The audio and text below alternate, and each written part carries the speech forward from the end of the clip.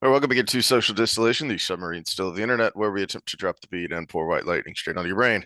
What are we talking about today, Shemo? Well, this is episode 366, so it's mostly evil.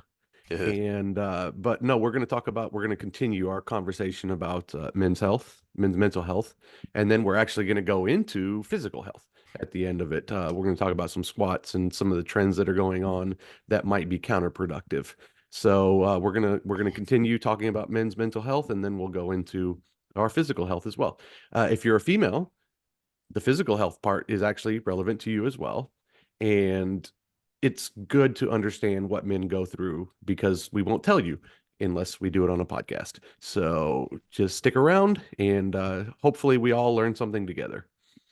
Yeah, and that's one of the things that was kind of noodling around in my head on this topic, and it's partly from our Wheel of Time discussions and the Greg Owen video that I mentioned a few times ago when we were talking about Rand specifically and what his issue was and why he's such a well-written character because you can identify with that. You don't have magical powers, you're not the emperor of the world, but you have responsibilities Hmm. and it's hard to share that burden because you don't want to be a burden. When we first started talking about Men's Mental Health Month, that was your main point of when there's a big flashing red light for a guy, it's when he feels like he's a burden. Hmm. Well, and we talk about things that the great thing about archetypes in literature is they're an exaggerated version of what we go through all the Mm-hmm. time. And I've talked about this with clients and just people in general. Would say something like, "Oh, I think it's the end of the world. It's Revelation. All this stuff is going on." And I'm like, "Well, realistically, it's the end of the world for someone." Mm-hmm. When we're talking Ukraine and Russia, it's the end of the world for a lot of people that were there because they're gone now. We're talking Ukraine, Iran, it's the end of the world. But when we talk men's mental health, one thing I didn't mention last time that I meant to was women attempt suicide more than men, Mm-hmm. but we have more because when a man makes that decision, it is a final decision, and they have the aggressive nature to pull it off. There is no cry for help. There is no, it is just, you have to find the signs before the cry for help because when we make that decision as men, it's already brewed for so long that it is the final decision and we get the job done. Mm-hmm. And that so there are more successes for men, there are more attempts for females. Okay. Uh, Now we're going to go a different path here today. I think we're going to talk about more of the normal daily struggles. But yeah, that's why it is important to understand these things because once that man has made that decision, there's not a whole lot you can do once the decision is made because they're going to do it Mm-hmm. and they're going to be successful. And yeah, we're kind of moving backwards here from the kind of dire area where we started, which was about suicidality. Mm. Um, but where, anxiety or neurosis can lead you to that is this thought popped in my head when I was watching one of the operations room. If anyone wants a great uh history channel on YouTube, especially if you want good visuals, because they make these insanely um accurate and captivating maps for mostly from World War II to modern, to today. So it's great visuals. So it's not great if you're just looking for something to listen to. Anyway, their latest episode was on the bombing of Hamburg, which was like the first major operation with the British Bomber Command and the U.S. 8th Air Force to combined. British came in at night. The Americans came back in during the day. Anyway, they had this great quote from one of the veterans who was in one of the air crews, and just the way he said it made this idea pop into my head, and it was very applicable to what we've been talking about. Which he said he was talking about the fear of it, and, having fear. And he basically, I'm paraphrasing here, he said, the fear comes at the beginning when you're thinking about all the things that could go wrong. Mm-hmm. Once the operation starts, you're too busy to think about it. And I mentioned when I talked about Masters of the Air, I thought that was one of the great things they didn't really skimp on is the boring part of it, of the checklists. There's a reason they have this ludicrously long checklist, and pilots today still do it because the things that can go wrong up there are catastrophically wrong. Mm-hmm. So you're busy, you're occupied, you're focused, even though just seemingly literal hell is breaking loose all around you. And that was one of the things I thought Masters of the Air did a great job of, is the horror of not just what you're experiencing, but then seeing it out your window as you see other planes go down. Mm-hmm. And yet, to this guy's point, the guy who lived through it, you're not really scared there because you're too busy. Mm-hmm. Yeah, It's well, it is the I it can is speak the from experience. pre-thinking. Yeah, I Yeah. can because the worst part of the fight when I would go out to the ring was the walk to the ring. Hmm. When I fought Pedro Javier in Monterey, uh, he kicked me on the inside of the leg, and it was the hardest I've ever been kicked in my entire life. And I went into autopilot, and that's why I won, because you don't have time to think at Mm-hmm. that point. That's where preparation meets action, and once I took him down, it was okay. But I actually don't even remember a whole lot about that fight. If I didn't have the video, I couldn't tell you play by play. It was just he kicked me harder than I've ever been kicked, and I went into autopilot and I won. Had I been thinking the whole time, I probably would have checked the kick and he would have kicked me a million times. And that's what we do as men is you prep for the day you need it. Mm-hmm. That's why I hate the way the Wheel of Time was in the show. It was, oh, it will come when you need it. No, you have to prep for it. Mm-hmm. You have to learn self-defense. You have to have insurance when you get in an accident. You have to have all these things pre pre-planned, pre-made. And I mean, that might be the source of anxiety, but at the same time, it hits different for a guy. Mm-hmm. Because we're thinking about, I need this for the future, not I'm worried about the future. Yeah. Which is why you get back to the term you used of burden, is there's this kind of tightrope walk that men are doing, which is taking on burdens so your loved ones, those you feel responsible for, so you don't have to push that responsibility onto them. But at the same time, where men can snap, to the extreme or to lesser degrees, is when you pile to, there's only so much one person can carry. Um, so I think I mentioned before a guy I watch who's a just got out of the army, habitual line crosser who does some funny videos. Well, some of them, he also does some serious videos, and he said that because he was talking about the change in the army PT, physical fitness test, which used to just be a 2 mile run. How many push-ups can you do in a minute? How many sit-ups can you do in a minute? Mm-hmm. Which is a very simple physical fitness test that is giving you some very basic strength and endurance markers, right? So it's fine. The problem was, as he explained it, this test came about in an era where you needed guys that were more lean and quick. Now we carry so much gear. He said, I had a guy in my platoon when I was deployed to Afghanistan who had to be medically returned to the United States because he blew 2 discs just standing up with his full kit. Mm-hmm. Well, I've told you about the times I trained airstrike operations, Mm-hmm.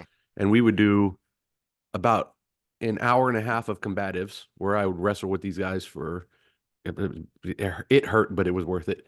And then we would do an hour and a half of strength and conditioning where they would be lifting and flipping tires and all that stuff. And then they would be leaving and they're like, oh yeah, we're going to head to the hill country and do a 12-mile ruck with a 75-pound pack. This is not lightweight stuff. No.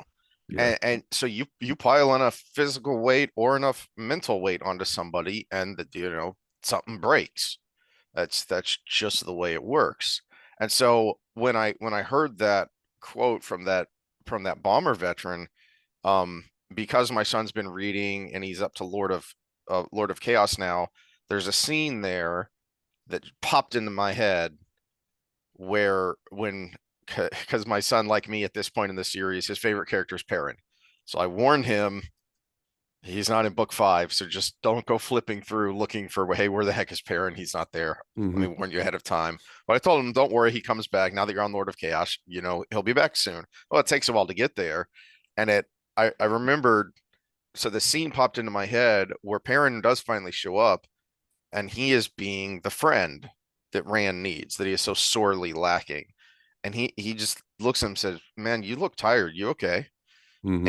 And Rand just, kind of the facade just kind of drops, and he's just physically and mentally exhausted. And the analogy he makes is, remember when Tom, the court bard, for those who don't watch our Wheel of Time content, he juggled. Remember when he would juggle these multicolored balls, and he would just keep adding a ball, and you would think he can't possibly do any more. And Hmm. and for anyone who's seen, I don't have the ambidexterity to it. I've tried juggling.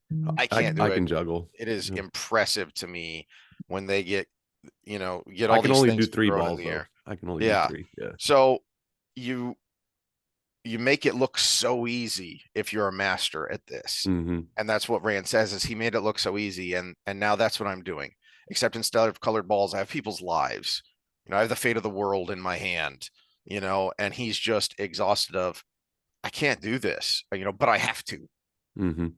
And that analogy just popped into my head of, oof, yeah, that's what you're doing with that pre-thinking, with that anxiety, is you're looking at all these things flying in the air going, holy crap, how do I catch all this? How do I make all this land? Well, and Right. I'm going to add a layer to that too, because now we get to the social aspect of it. So, uh, I've always ranted on social psychs, but they're right in a lot of things. We need belonging, we need trust, we need all of these things. The problem is if you're the man juggling and the person is that you're taking care of is the ball. Okay, so let's use that analogy. Just keep with this analogy is they only see the one ball.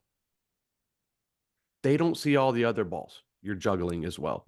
Mm, So if okay, so I'll speak from experience. A client I'm taking care of, and I'm really putting a lot of effort into because they have a special need, which is usually where I actually get my clients from. You know, uh, maybe they're geriatric on the verge of a hip replacement, and we're trying to prevent that, right? So you're caring, you're tender, you're caring, you're loving, you're attentive, but all they see is the time you spend with them. They don't see the next client that might be agoraphobic. So you have to do personal training with them because they can't be in a gym environment. They can't go to Planet Fitness. They can't go to Gold's Gym or whatever. So they don't see that next hour that you have. And then you have your son who has a dentist appointment today. And then you have your mother 4 hours away that you're trying to help take care of, then and then you have a friend that just lost a loved one, right? And you're carrying all of those things, and the ball that you're juggling at that moment doesn't see all the other balls. You see them all, and if you're a good man, you prevent them from seeing each other. and this is why that so you brought up this stat, and then I don't know who we were listening to when I was down there when we went fishing, that brought up, I don't remember if it was this stat or something similar, that Was it the divorce lawyer it may have been, no, but it was on about, Diary of CEO? It yeah, was a the channel, yeah. the stat you brought up about the number of young men who report they don't have any close friends. 15%. That is why that number is so scary, because Yeah, about 1 in 7. you this is what close friends are for, especially other guys. And so, this is kind of where my brain went as I noodled down this topic of this is this is why a character like Rand is so relatable, and why we were kind of yelling all through the series of he needs his friends back. Is Hmm. he needs these two guys that they grew up so close, they were like three brothers, and now he's pushed them away because he felt like he had to.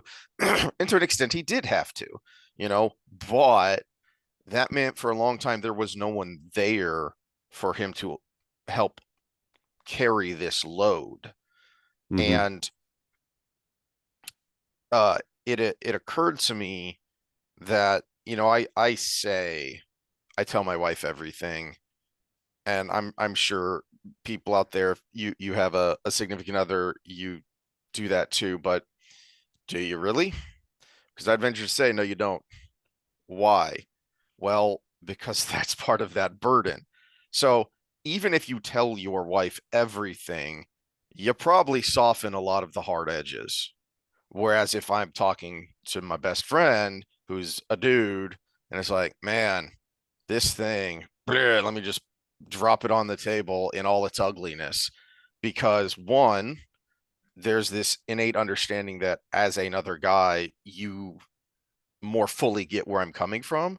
I But would say also, I don't worry. masculine. Don't say guy. Okay, Yeah, yeah, because yeah. I have masculine female friends that are good for that as well. And So, you know what? That random thought that popped in that makes me wonder then in female friend groups if the more masculine one gets the trauma dumping, as the kids would mm, say, hmm. because there's this kind of this innate understanding or belief that, well, you can handle it. Yeah, I didn't mean to derail you though. Keep going with But your thought. that Yeah. no, but no, it led me to this idea of trauma dumping, as the kids would say, which you worry about as a guy and you don't want to do too much of to your wife, your girlfriend, whatever.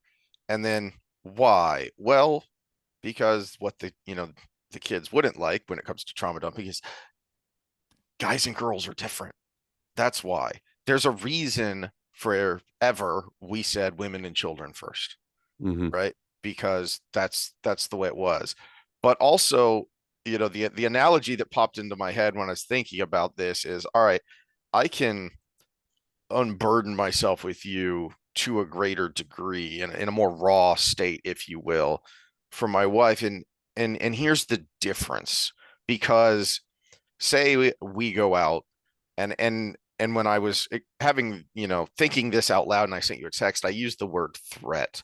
But even if it's not a threat, so like say someone very rude and insulting comes along, you Hmm. know, we're out together, someone is being rude, obnoxious, all the way, the spectrum all the way to threatening to you. Initially, we'll probably just roll our eyes and laugh. Okay, whatever, dude. See ya. Move Hmm. along.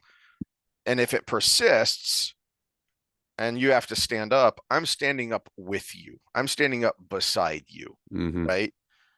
I got your back. I'm here with you. If this is happening to my wife, not even my wife, let's say, we meet up with Scott. You're here in Texas somewhere, and you've got a girl with you, and it's hi, my name is, and it's the first time we've met. It doesn't matter. The guy gene kicks in, and I'm going to stand up in front of her, in between Hmm. her and whatever this problem is. That's the difference. That's the reflexive nature. And that is why guys need close guy friends, because we need someone who can stand up with us, because so much of what we want to do is to interpose ourselves between the problem and the women and children. Hmm.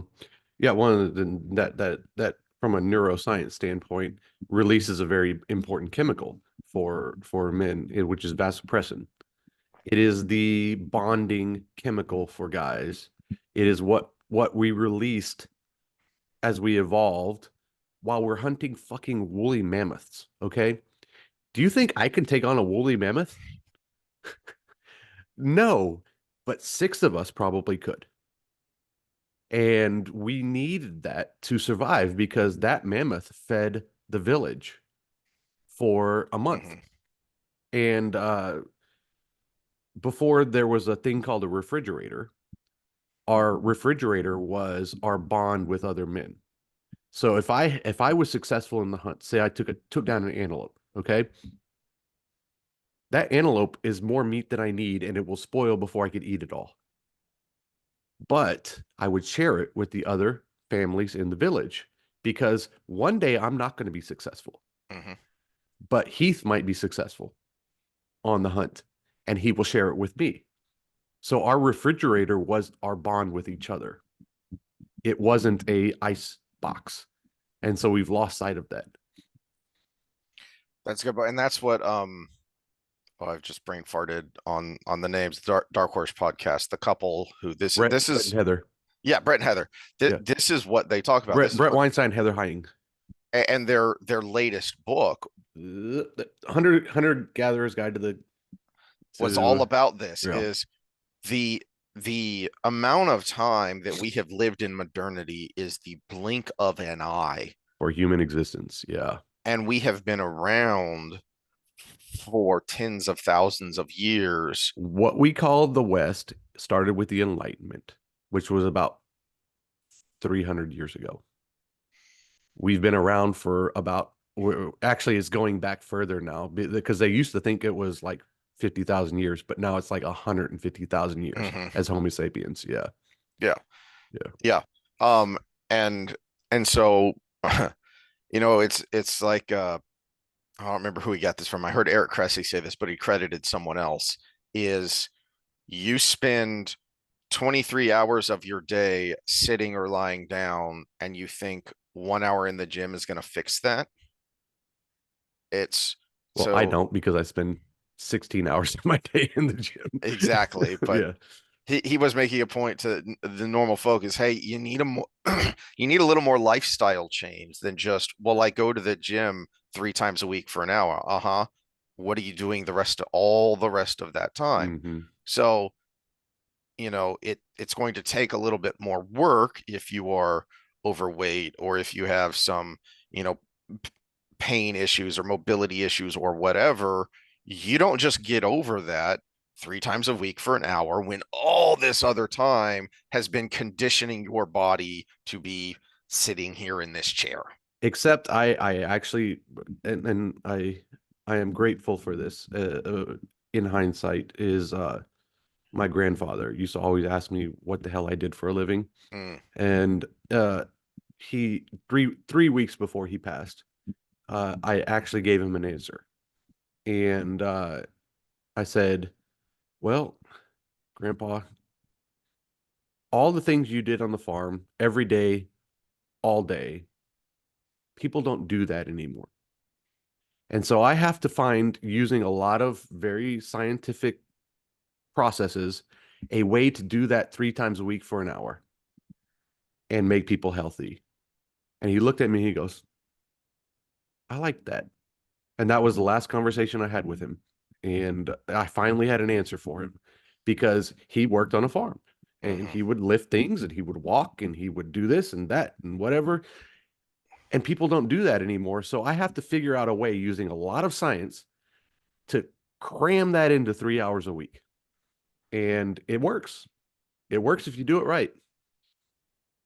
And psychologically, we also used to live a lot differently because we were literally closer. Now, which seems odd because magic device in my pocket that lets me instantly connect with anyone in the world. I mean, one of our regular viewers We'll here, put connect in air quotes. Yeah, exactly. yeah. One of our regular viewers here who comments and we respond lives in Isomorphic.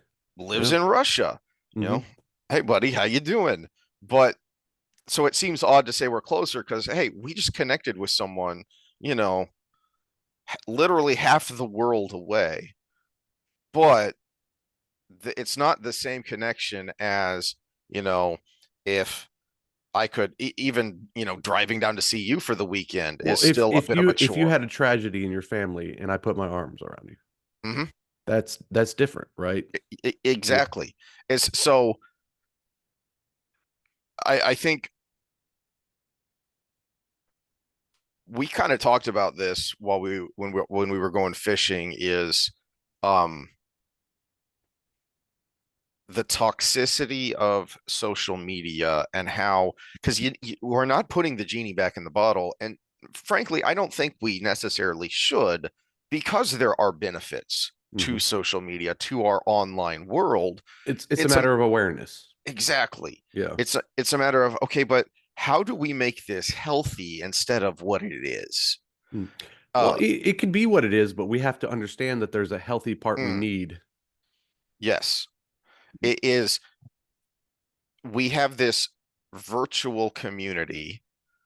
So remember that it is virtual, that, okay, it is good to connect, but then my wife's friend group is mostly all online.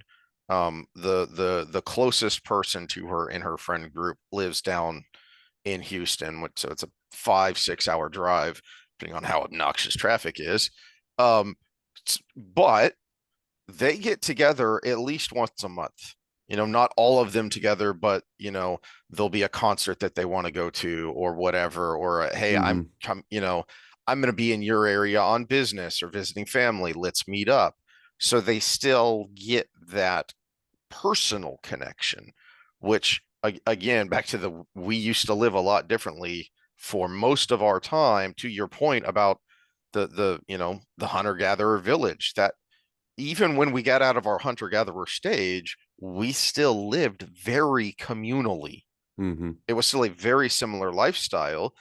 And you can see this really. I mean, the best example of this is overhead shots. I've finally got around to starting to watch Clarkson's Farm season 4, and you look at the overhead shots of these farming communities in England, and it's a village where everybody lives, and then the fields are all spread out Hmm. around it. It's the same way in Germany too. Yeah. Yeah. The So Palmersfelden, where we go, is like that. It's a yep. little village, everybody's all together, and then the farm's all spread out from there. And then Yeah. you live in the village, then you go work your land, you come back in for, communal time, for church, for, festival days, whatever, all that stuff. So even in the millennia, after the tens of millennia of hunter gatherer, even in the millennia of agriculture, we still lived the same way. And now, in less than the blink of an eye, is very different. Hmm. Yeah. And we need to recognize that, and make sure that we still find those connections that we literally need. Yeah, I saw an interview recently with Jonathan Haidt. I believe it was Dad Saves America was the podcast, but he was talking about uh kids getting together and social media, how it's really blown everything up. And they kind of got into the realm of gaming where kids game, and he was like, he said, I used to think that was not as bad as regular social media. And he said, I still think that to a degree, but I think it's worse than I thought it was. Because what you do have is real time interaction. So these kids are on Discord, they're talking to each other. And so the interaction is real time, which makes a big difference. But then he was like, but you don't have physical contact. Yeah. And the game determines the rules. Whereas in our day, we would negotiate the rules with each other. Yeah. That's home base over there, and Mhm. these are the out of bounds, and this is what we're doing. It might be some variation of hide and seek or some variation of capture the flag, and Oh, it's I just, love hide and seek was my favorite game when I was a kid. yep. Yeah. Um, and so we're out there doing that, and I don't know if you ever experienced this, but when my kids were Hide and seek young, is still my favorite game, the Sinatra version though. hey, hey, um, oh, the poetry of the old love songs, Hmm. when you're like, oh, wait.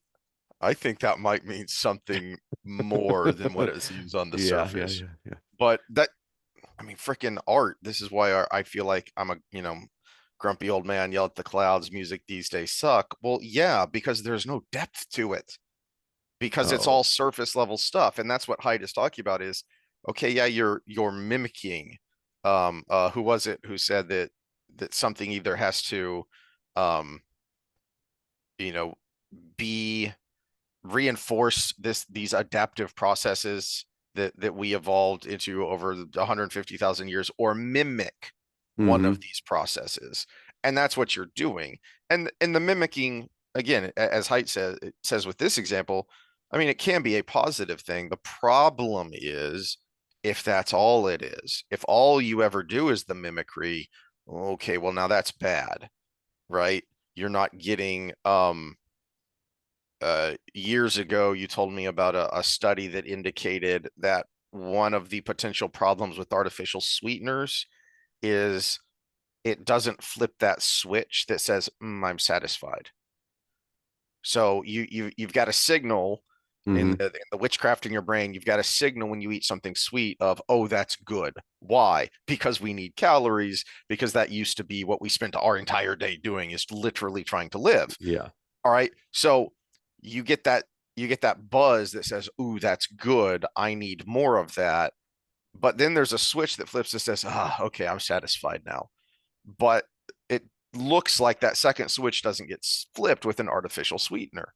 So that is potentially why even people who eat a lot of diet stuff are still overweight, because they're not getting that flip switched. And so then they go somewhere else, not diet, not healthy, to get that switch flipped. And same thing here, you're going to be in danger of seeking that out somewhere else in a not necessarily healthy way. Mm-hmm. And Well, a good example of that is porn, mm, because you didn't have sex. You got off, but you didn't have sex.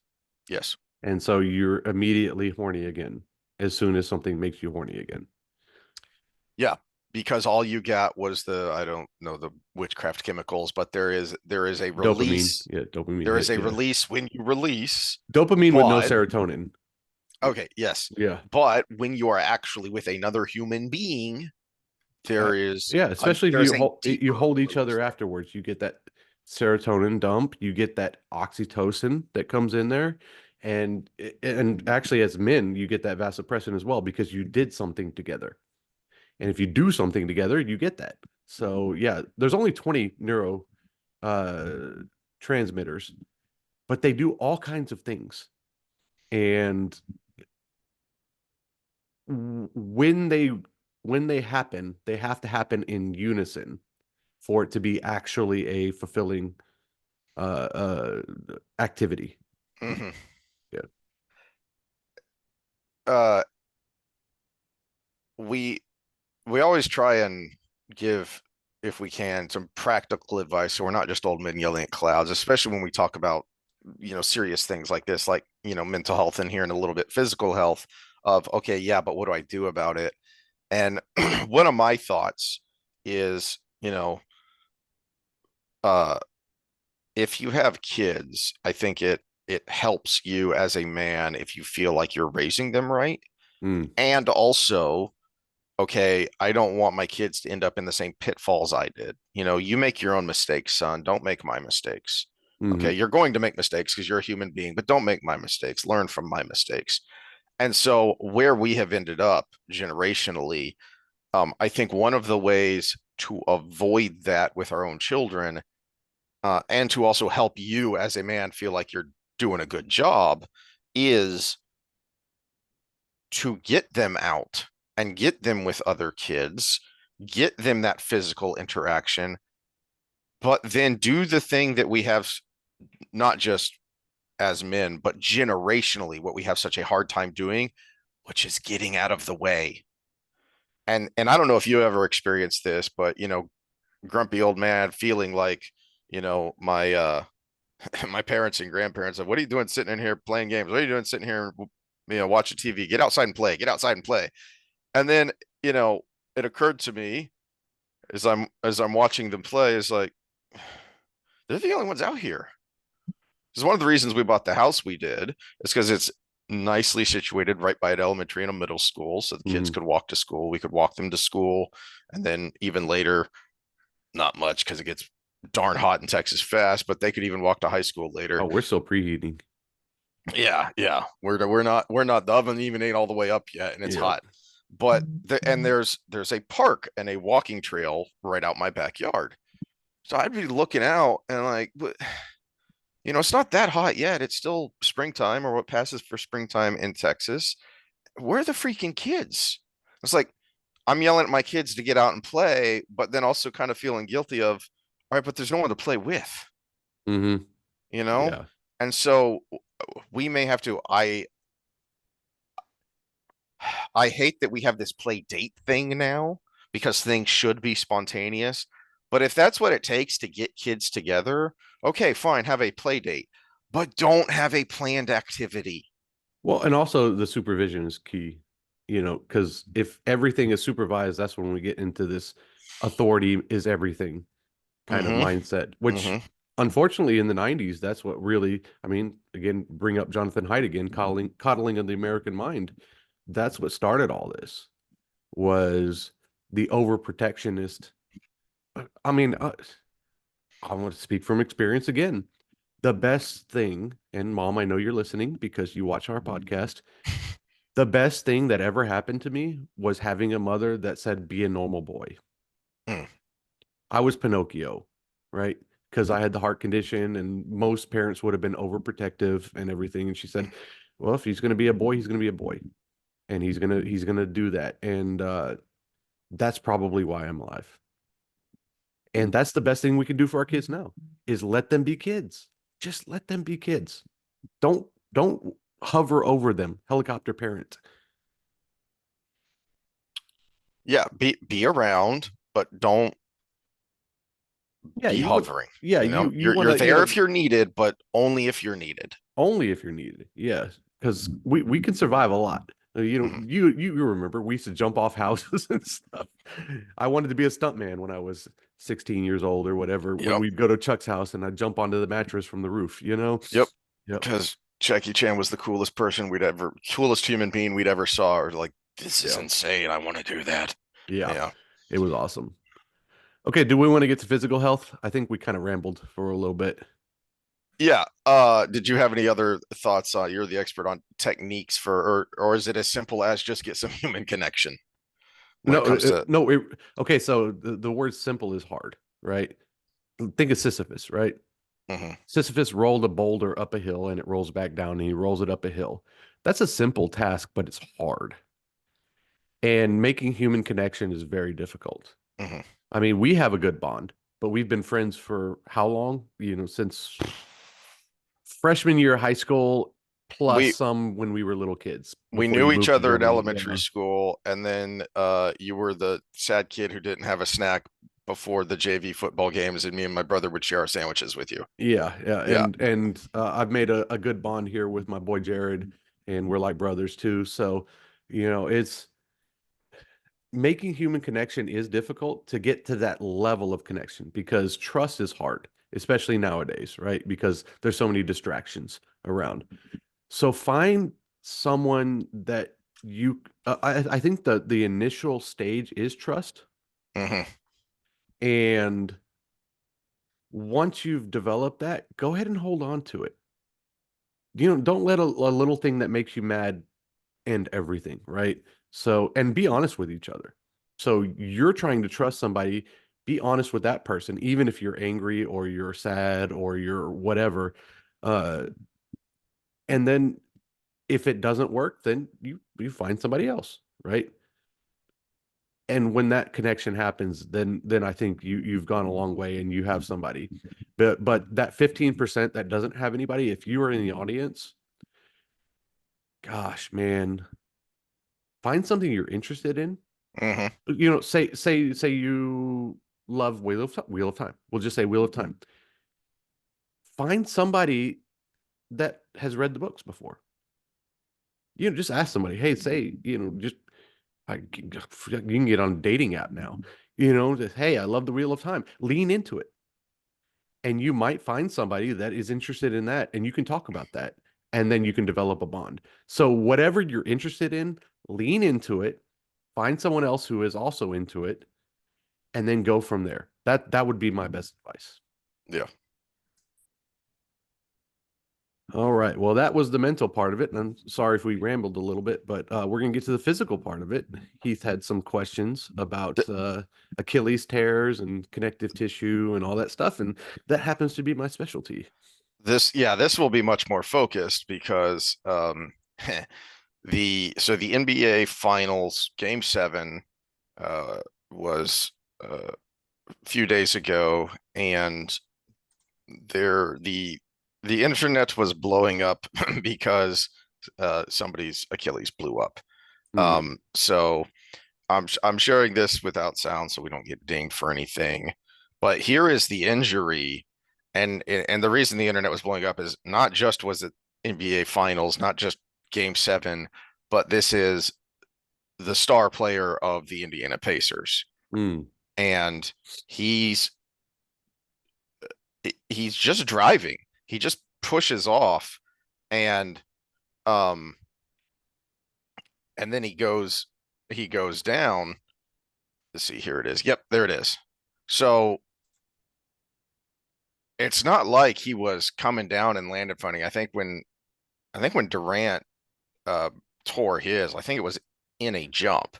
So a more physically exerting versus just driving forward in a very normal basketball Well, move. remember in the two Super Bowls ago, the Greenlaw, when he was bouncing on the sideline and he went to run out on the field. He Oh was just yeah. going to jog onto the field and his popped his Achilles too. Yep. Uh, Yep. And this created a rash of what is going on because Durant and now Halliburton, those are two big names, but there mhm. have been a number of Achilles tears recently, and it may be a recency bias, but it was causing lots of people with big followings to say, what the heck is going on here? Is there a problem? Why are we seeing so many Achilles tears? And Well, and I think I know what the problem is. it just so happened that you brought this up while I was down there this weekend fishing of you were on something and it had this giant packet of safety information and you're looking through it and it says may cause connective tissue damage and you're going son of a biscuit, and you've still got the giant scar where you ripped your pec off from where it's supposed to be attached, and you're going this is going to be a problem. Okay, so this is my prop. Okay, so people know that I have dental issues ongoing. I'm having an implant put in, which is a very long process. You have the tooth pulled, you wait a few months, you put the implant in, you wait a few months, you put the post in, and then you put the tooth on. And I'm in the middle of that. They prescribed me this methylprednisolone. Okay, so this is a anti-inflammatory in case it swells up. Here's the fine print. Very fine. Very two Tiny. pages. Two actually, what are we? 6 leaflets of fine print, basically. Mm-hmm. And in there is where's my glasses? Oh, they're not in here. Okay. Uh, uh, Grandpa needs his readers. yeah. So indications, endocrine disorders, rheumatic disorders, collagen diseases, dermatologic diseases, adverse reactions, musculoskeletal, muscle weakness, loss of muscle mass, steroid myopathy, which is a fancy way of saying your heart will get damaged, Oh. uh, osteoporosis. Oh, that's a good one. Tendon rupture, particularly of the Achilles tendon. Okay, so this is one thing. So this is an anti-inflammatory, right? And that is very commonly prescribed. And as you said, I have my tattoo here. Apparently, the dentist did not do a medical history that I've already had a tendon rupture. Uh, and actually, I want to know how much damage is done if you do a cycle of this, because building tendons takes a long time. It is the biggest mistake strength coaches make is they focus on the performance and the tissue does not keep up with the strength gains. And so you get a tendon rupture. So how much training time did I go back on by having this thing that oxidizes the connective tissue? Now, in my case, this one I never took because I read the warning information beforehand. But when I was on all those antibiotics, there's and actually let me grab the book. Yeah, and this isn't, we are not giving medical advice beyond be mindful of what you're taking. Yeah. No specific. This is educational purposes only. This is Marty McCary, who is our her head of the FDA right now. Oh, let's see.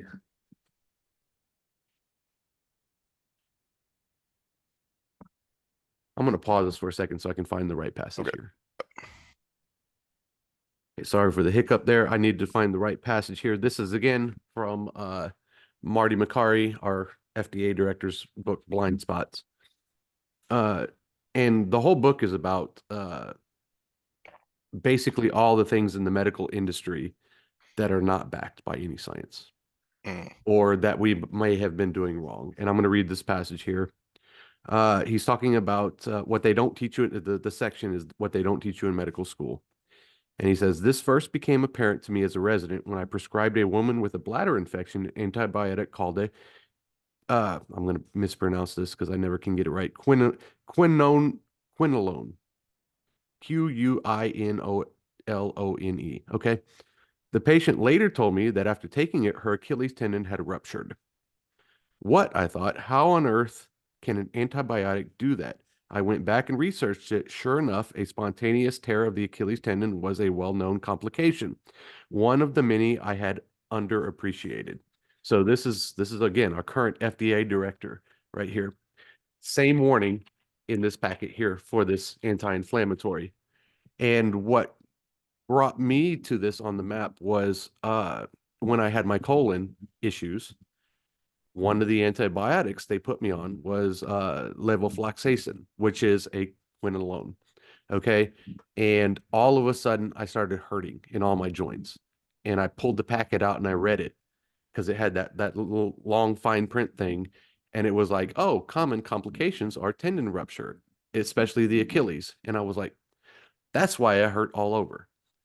And that doctor never did the history that I had previous tendon rupture, that I what I do for a living, all of these things. And so that might be, I mean, we get antibiotics for all kinds of things, right? mhm. That athlete was in a locker room all the time. Maybe he had a mild staph infection. He could have had an antibiotic. He could have had inflammatory issues. He could have had this That is drug. for anyone who has ever had pain issues.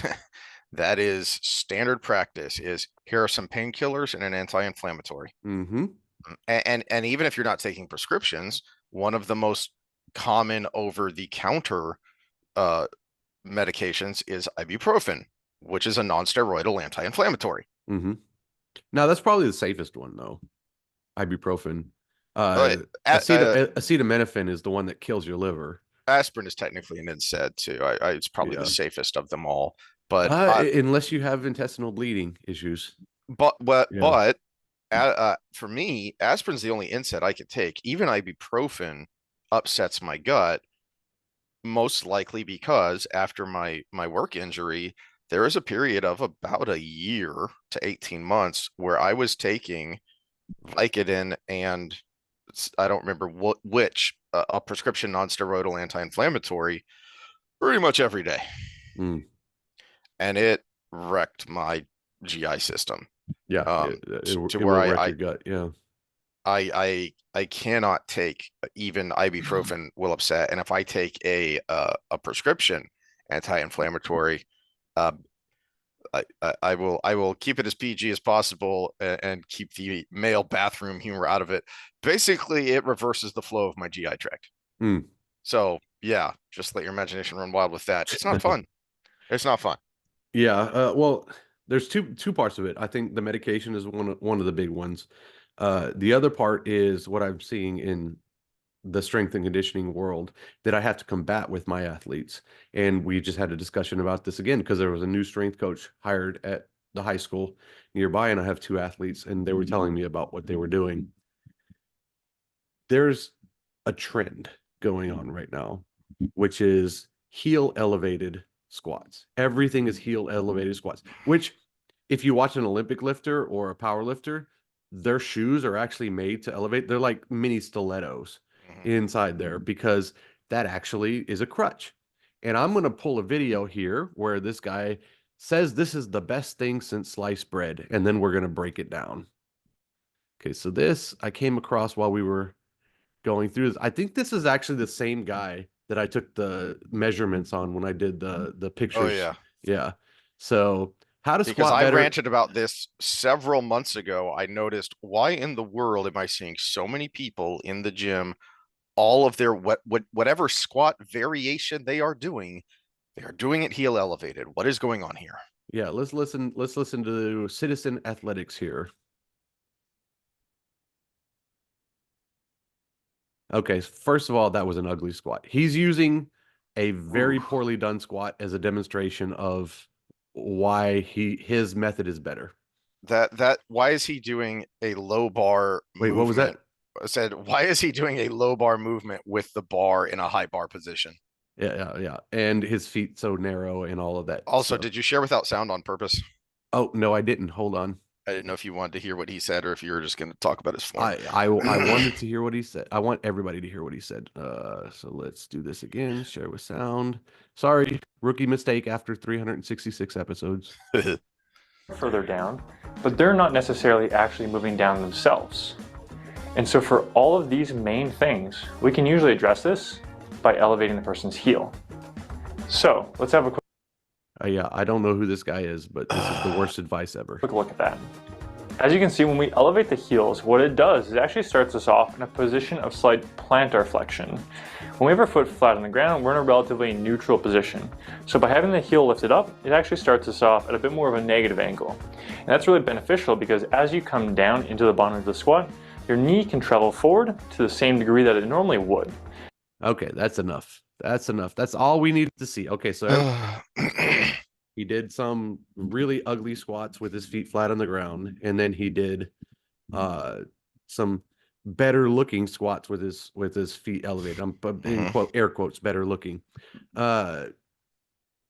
Yeah, so we're talking Achilles tears, right?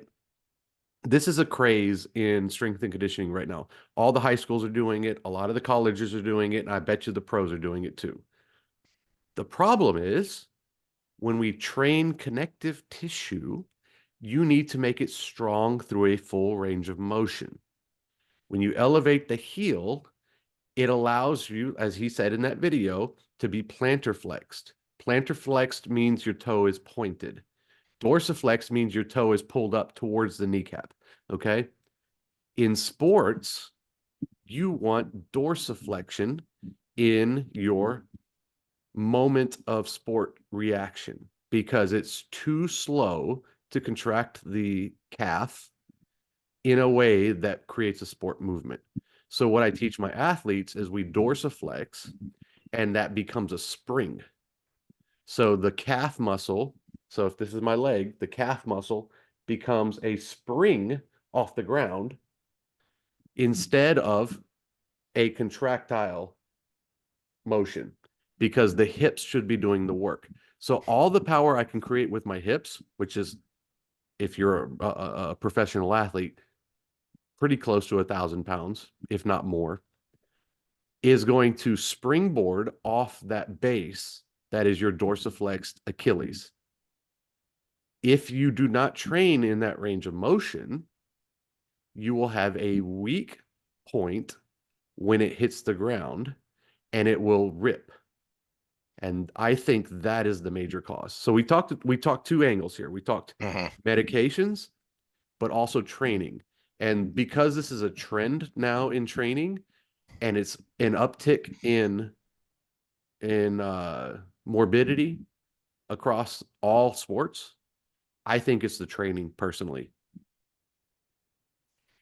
At the high level, when we're talking about why are we seeing a bunch of Achilles tears in the NBA, I think it's a combination because those guys get such quick and easy access to medical care because they have to, because it's such big money. It's we've got to get you back on the field, back on the court quickly because so many people depend on it financially, Why I including the go athlete himself. why I go with the training over this is these have been around for 50, 60 years. No, that's true. Yeah. That's true. And you know, old school athletes have talked forever about, yeah, just shoot me up, doc. Just give me that. Just give me that cortical steroid shot in the joint because I'm getting back out there. Right. Yeah, and there's so many ways to justify how you train somebody. Like if you just listen to that guy we just played, that makes logical sense from his perspective. I could write you a 10-page paper why CrossFit is awesome. And I hate CrossFit. Because yeah, there then are you could things turn around and write the 10-page paper on why it sucks. Yeah, exactly. Yeah. And so, okay, so if I have a bodybuilding client and I want extra quad development because that's their weak point, I would do that with them. But we're talking about athletes that need to perform. I need them to be able to perform in the world they live in the shoes they walk in the sport they play in. And I'm not going to use a crutch to get a little bit extra quad development and make their squat look prettier, because I'm going to actually work their ankle in a way that develops their Achilles tendon along with their legs. And what you're doing in that situation is you're developing the legs, the strength, the stamina, the power, all of that without developing the connective tissue because you never stress it. You use the crutch to not stress it because it was their weak point. If it's their weak point, it will rupture. And that's you're probably right in that the majority of what's going on is the hyper focus on performance because that fraction of a second, that extra 1 mile per hour on your fastball, that whatever, that's big money when you're talking the pros level. Just that little bit of extra performance, you're talking big money. You're talking success or failure. You're talking, a medal versus not even making the finals, right? So there's a hyper focus on that, and the medical aspect is probably a compounding factor because, to your point, yeah, that was already there. And so probably where you used to see the impact of that would be someone who already had, say, a genetic predisposition, a genetic weakness or whatever. And so, okay, that's the person that's going to end up having a bad tendon tear because they're already kind of predisposed to it. And everyone else, the training, the athletic training was enough to keep that problem at bay. Well, and what people don't understand about athletes is we're normal people, right? If I stand up on my toes and if I get up on my toes and I drop on my heel, that is approximately 1.5 times body weight hitting the ground. So just that little bit of acceleration due to gravity increases my body weight by 50%. These athletes are so powerful that when he pushed off there, and he tore his Achilles, he pushed off at probably about 8 times his body weight. If you're fast, you're pushing off at about 8 times your body weight, and these guys are fast. And 8 times your body weight, he's what, 6'8", somewhere around there, probably. So he's probably Halliburton's probably like 6.5, somewhere around 6.5 feet tall because he plays. I think he's a shooting guard. A shooting. Okay, so yeah, about 6'5", 6'6". So he's probably 250 at least, even though he looks skinny. So 250 times 8, is 2,000 pounds. And that 250 is a lot of muscle because he's very low body fat. So that's a lot of force. Yeah, 2,000 pounds on one leg. The Achilles tendon is a wonderful thing. Your ankle is the only second class lever in the body, which if you want to know levers, it's a wheelbarrow. Like you pick up the end of the wheelbarrow and you could pull a lot of weight because of the way the fulcrum is versus the weight versus the force. Your foot is the only one in the body. It can handle the most weight. And that And that's why people who have had one or been around one say it sounds like a gunshot when it snaps. oh yeah, it's about tissue about that big that carries, in that case, about 8 times his body weight. So about 2,000 pounds what a force was put on that tissue right there. And if he never worked that in the full range of motion, then it wasn't developed properly. And if he was taking other things like painkillers, then it was oxidized. And so think of when you talk oxidation, think of that old towel that has been sitting out in the yard for a long time and you pull on it and it just rips. That's what's happening in that connective tissue. Another one that people don't realize is acne meds. Dermatologists are my least favorite doctors because they prescribe all these acne meds just because someone had a pimple. And my athletes come in and they're like, my back hurts and this and da da da da. And I'm like, you're 16. Why did your back hurt? And it turns out because these acne meds oxidize your connective tissue. And the dermatologist says, well, I've never heard of that. I'm like, yeah, because no one thinks to go to the dermatologist when their back hurts. Right? But you have to know your meds. I was actually disappointed in the pharmacy when I went because they prescribed me another round of this after my implant. And I was like, I'm not going to take that one. And they were like, why? And I told them why. And they're like, that doesn't make any sense. And I said, pull the little packet out of there and read it. And I made them read it in front of me. The pharmacist didn't even know that it had that side effect.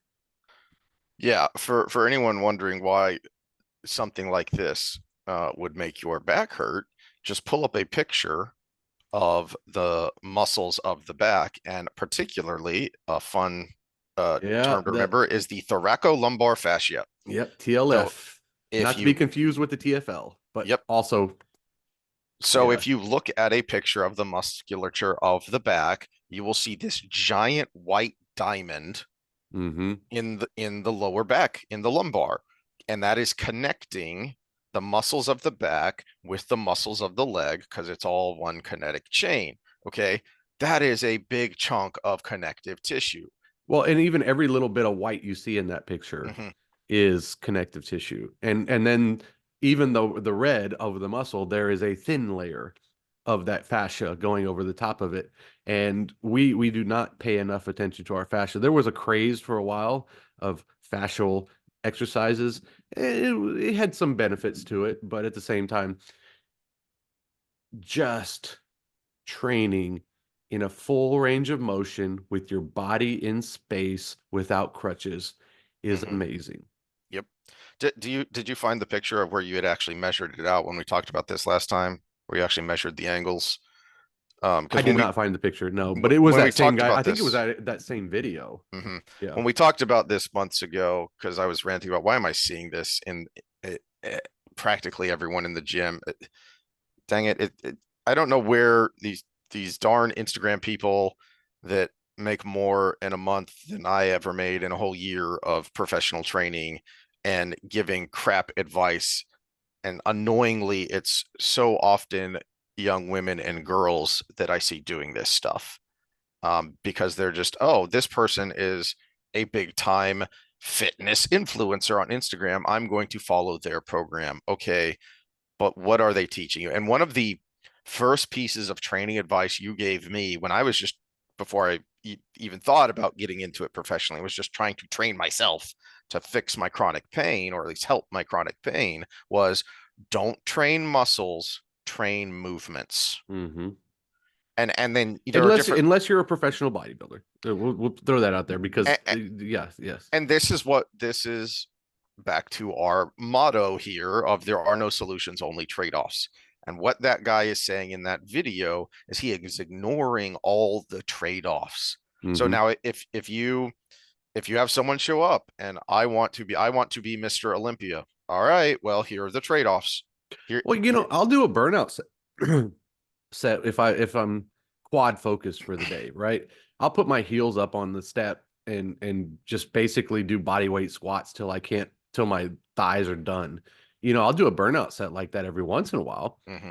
but that's for muscular development. That's not for movement training. If I have an athlete, I may do that if their quads suck, but I won't do it for their athletic training. In fact, we're going to get in space and we're going to do bounds and we're going to jump rope. We're going to do all of those things that build that tissue up. And back to the point I brought up about the mental health is, now, here we are. That one of the reasons I brought it up is because, to the Eric Cressy point of, you think 3 hours in the gym, an hour 3 times a week is going to correct the me sitting here. Okay. You're making what we need to be focused on when we are, for most of us, because you bring up the athletes, because that's like the literary example, right? Is because it is extreme, it makes for a Well, good example. But we athletes normal are a people good need that too. window into the minor sufferings we have. Yes. And it's going to be, amplified, Mm-hmm. but It's so the it makes short for a track to good. success that we all have to go through for 20 years. They do for like 5 years, Exactly. But Yeah. the reason we use them as analogies is because it is so obvious, because of, we've we have a number of times you have brought up the RG3 picture Oh for, yeah, okay, yeah. you want to not blow out your ACL, don't look like this, okay? Mm-hmm. And normal people blow their ACLs, okay? And if you are constantly sitting and you're already in bad shape, and then you're going into the gym and you're focused on, I just want, to burn fat and build muscle, and now I'm going on, a summer break ski trip. Oh my gosh, why did I tear my ACL? Well, Summer here's and why. ski. Spring break ski trip. I was just sorry. I was making fun of my poor sister, who tore ACL skiing. So Which one? uh J or L? Jay, J. Okay. yeah. She's the one who did it. Yeah. And I'm like, yeah, that happens when you are not fit. And I don't mean that even in the aesthetic sense. I just mean practically fit. Your body is able to move in space and carry strain and resist the stresses we put on it. If you're not up to that, and then I'm gonna play some pickup basketball, I'm gonna go skiing, and then something blows out. I'm gonna wrestle around the living room and blow up my ACL. It These things happen. This is how normal people blow out a tendon or a ligament versus an athlete who does it. Now, an athlete is at greater risk of it because of what you talked about, just doing the math on the force that Mm-hmm. Halliburton was pushing off on that Achilles. And he's doing that how many times a day? Because let alone in a game, but then in all of his practices, right? So you have a much higher chance of doing that, right? But just in normal life, you're going to encounter these stresses. And if you don't have that good physical foundation, you're going to continue to increase the likelihood that you have an injury.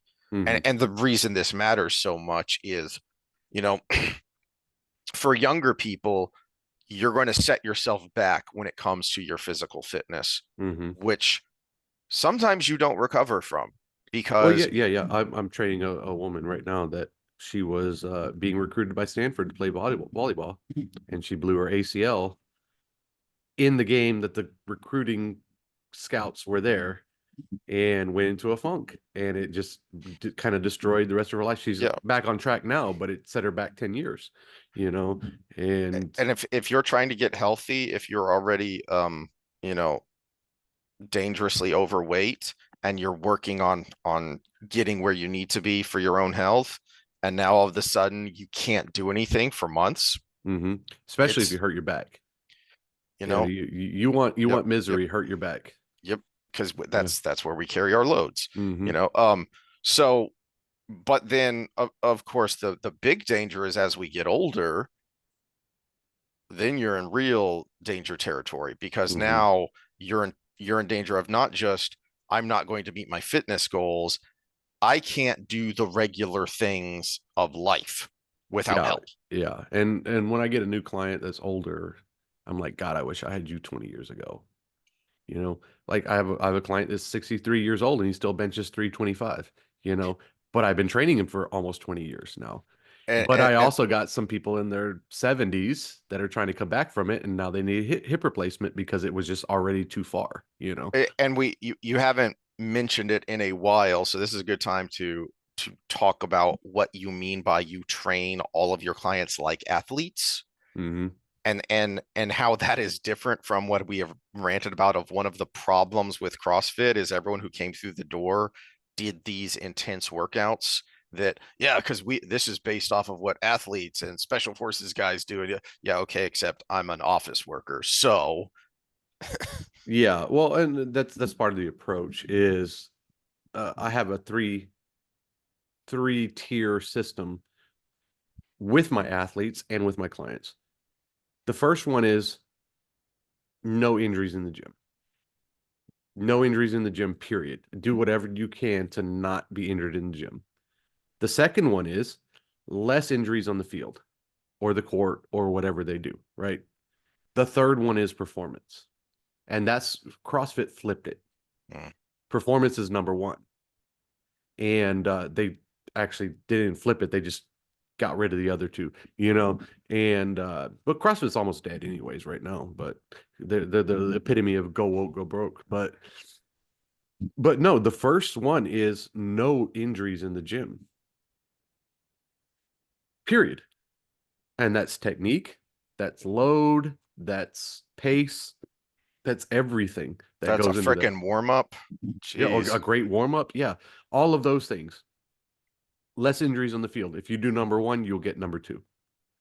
And then performance comes because you developed a optimal human being. If you develop an optimal human being and they go to do their skill work, they're going to be the best at that skill that they can ever have. So that's the way we do it. But so many gyms and so many professional sports performance facilities, like probably Halliburton's, maybe. I don't know. I don't know the coach. Uh, but I have seen a lot of high school and college coaches that go this route. They focus on performance and their people are broken Hmm. the entire time. And if you live through it, you're amazing. But if you don't live through it, you're another broken body in the wake. A good example of this is remember back in the P90X craze, there was also the Insanity workout. Yep. Yep. Yeah, the Insanity workout. They had hundreds of thousands of people doing it, and they brought the five out for their infomercial Hmm. that had good results, right? And so they would get thousands and thousands and thousands and thousands of more of clients. But realistically, those were the only five that got something out of it because it was so crazy. People were getting hurt all over the Hmm. place. Hmm.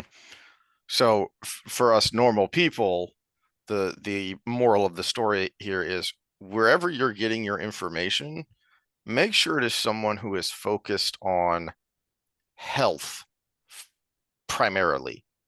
Again, not performance, not just, hey, as you told me long ago, this was when I was getting into it professionally, is there's a most people, most of the time, their fitness goals can be summed up as I want to look better naked. Yeah, yeah, pretty much. But I I, mean, I'll stick with athletes though. I mean, I just had a kid. I started with him 4 years ago because he just wanted to make the high school team. He was throwing probably 72, 73 miles an hour. This is one of the healthiest athletes I've ever trained now. And he threw 96 the other day. And he's going to play college ball. But all we did was make him healthy. mhm, That's all we did. And his pitching coach, did the things that he needed to do, and I did the things I needed to do. And he's very devoted. He never misses a session. So all I did was make him a healthy athlete. And that's all you need to do with your athletes. Make them a healthy athlete. A little bit of maybe 10% change in the program, baseball versus football versus something else, because the conditioning is a little different, that kind of thing. But just make them a healthy individual and they will be the best athlete they can be.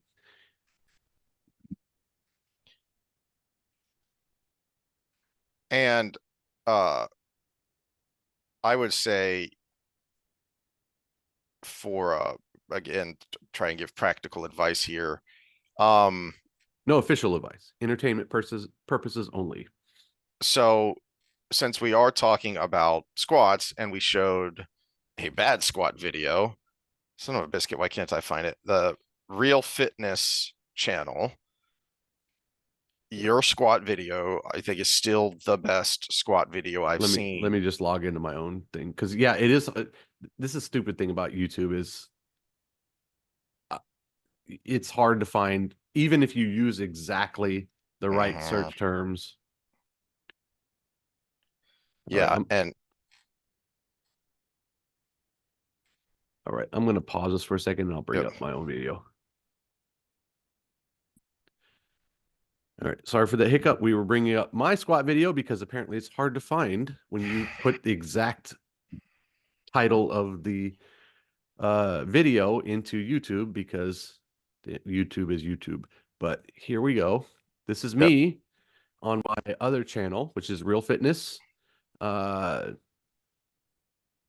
Tips for finding the right squat for your body is the name of the video. We're near failure. But and here's high bar, so it goes up above the traps, not a low bar squat like you'd see in powerlifting. Up above the traps, you would grip the bar. So right there, we're going over the upper body mechanics, because we've been talking about a lot about Achilles, but here you actually create a cam for your back too by gripping the bar and pulling it into your back, so it activates the muscles. Your stance, and now that our spine is loaded, what we want to do is grip the bar a little bit and pull it down, and that sets the biggest muscles in your back, which are your lats, your latissimus dorsi. So they're assisting your spine in carrying the load. So muscle is doing the work, not the discs and the bones themselves. So yeah, think of all your connective tissue as like guardrails on a road. You don't slam into the guardrail every time you take a turn. You want the muscles to be doing the work. The muscles are the driver. Same rules in the lower body, but add a pull down to activate those back muscles. Spread the floor, stay nice and tall. Okay, so what you see here, look at my knees as opposed to the guy in the last video. He did a really horrible squat to make his point, but obviously my feet were flat on the ground, and I was able to do that because I trained dorsiflexion, which is, again, the knee towards the toe, or excuse me, the toe towards the knee. If you do that, then, and you spread the floor and you have that cam in your back, you will find that you can get as deep as possible without hurting your knees or hurting your back. And this guy that we showed earlier, and the trend in the industry, it's not just him. I'm not dumping just on him. He is part of a wave. He is a surfer riding a wave right now. That the knees over toes guy probably started all this. And yeah, okay, so knees over toes wasn't the danger we thought it was, but at the same time, you've gone too far. You've gone too far. So yeah, we keep swinging this pendulum. What's good for your back? What's good for your knees? What's good for your back? What's good for your knees? Where I'm like, you can have both if you just do it properly and you control the load and all of that. And that's what I do with my athletes. So. There you go. All right. So if you want good advice, go check out that video. Yeah, I'll link it in the squatting. Yeah. The only thing I would add there is something I recommend frequently. If you don't feel comfortable doing a squat, if you're trying to train yourself to do it properly, I love goblet squats, and I love goblet squats over a bench. As even if it's just, even if you're relatively confident in doing your squat, I love doing that even as just as part of your warm up to get Well, those and you get that in movements the video tracking. too, because you see there is a kettlebell to my in the video to my left, which would be your right. There's a kettlebell sitting there because I showed with the goblet Mhm. first. Yeah. So that is a very good starting point if you don't feel confident and comfortable in your squats. Goblet squats, I find most people most of the time naturally do a more natural movement. Mm-hmm. When you've got that bar up on your back, especially as you showed with me as the dummy one time when I was down there, is if you've got a stiff back, high bar squats are going to be cause complications because now I'm thinking about my back. I'm feeling my back when I need to just be solid in my upper body and thinking about my hip and the way it's moving and the way my feet are set and the way my legs are moving. So that could be a problem. And that is uh that's back to, do a freaking warm up, please, for the love of all that Yeah. is Well, I holy. use goblet squats Um as a warm up. So yeah. yeah. So it's a good starting point if that is, taxing enough for your legs to that's your primary squat, cool, and you work your way up. Or if you need some extra warm up before you start putting on the weight, I love it. For me, if I'm pretty stiff, I start over the bench doing goblet squats, and then as my hips start to get loosened up, then I'll get off the bench and I'll go down deep. I'll go, Giggity. to well, it's called ass to grass. Yeah. I will go as deep as I can, and then that will be my focus is depth. I want to get down uh, all the way farther than I'm going to do under a working load because I need to get those hips moving and loosened up. And so there's a couple of tips for you of how to do a good squat with your feet flat on the floor. Mm-hmm. Basic vanilla stuff, and it's basic for a reason. And to circle it back to what started the conversation is if you do not work in a certain range of motion and life takes you into that range of motion, you are more likely to be injured. Exactly. Yeah. That's why you train your normal people like athletes. You don't train them the same as your athletes because they're not athletes, but you're doing the same movements because it's the same body. Well, that was my progression as a coach. Was when I was an intern, I would get there at 4:30 in the morning, and my supervisor would get there. He started training at 6 in the morning, which was when I had my first break. And so I would do the 5 a.m. boot camp. I would have a break at 6, and then I would do a 7 and an 8 boot camp. And he would be in the office at 6 o'clock, and I would get in there for my break, and uh, he would teach me stuff. And I was just like, hey, that thing we do for the shoulders for the pitchers, that's just good for your shoulders anyways, right? And he goes, yeah. I said, well, why don't we do it with the adults? And he goes, go ahead. And I was like, oh, that thing we do for ACL prevention with our field athletes and our court sports, that's just good for your knees anyways, right? And he was like, yeah. I was like, okay, cool. And that's how I developed my program, was those conversations where it was like, these things we do with athletes, that's just kind of good for you anyways, right? Mm-hmm. And if it prevents you from having a shoulder injury when you're throwing a 100-mile-an-hour fastball, it's going to prevent you from having a shoulder injury when you're working the mouse on your computer at the same time. And like, and what real fitness ended up being was a progression of those conversations. And yeah, that's where we're at. Well, there you go. Hopefully that helps somebody, and hopefully you're able to get in the gym, get under some weight, and get healthier. Yeah. That's the whole point here. Yeah, paid sponsorship, Real Fitness. It does pay for my Zoom membership. So anything else before we close it out, man? That's all I got.